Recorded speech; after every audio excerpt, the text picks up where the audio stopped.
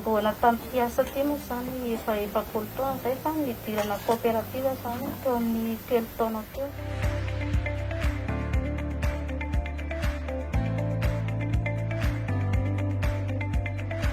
Kooperativa moa zany dia anisan'ny endrika anankiray fandraharahana izay ahafahan'ny olona maromaro mivondrona anatanterahana asa anankiray. Fitoerany industria, mivarotra sy ny asa tanana no miandraikitra ny fampiroboroboana ny sehatra asa anankiray io amin'ny alalan'ny fanomezana ny alalana anokatra kooperativa, ny fanofanana sy ny tantsoroka maro samihafa. Ny kooperativa io zany dia sehatra asa anankiray ahafahan'ny tanora indrindrandrindra mamorona asa ho an'ny tenany sy manatambatra ny hery ihany koa ahafahana manatanteraka tetikasa anankiray.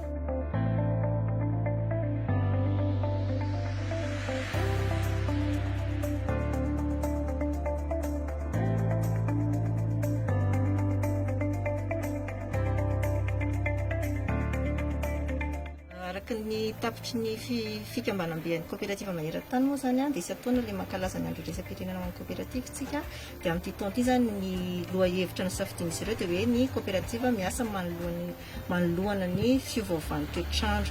Dia isika zany miezaka manentana ny fandrarahana ao anatin'ny sehatra kooperativa mba ho responsable manoloana an'izay resaka changement climatique.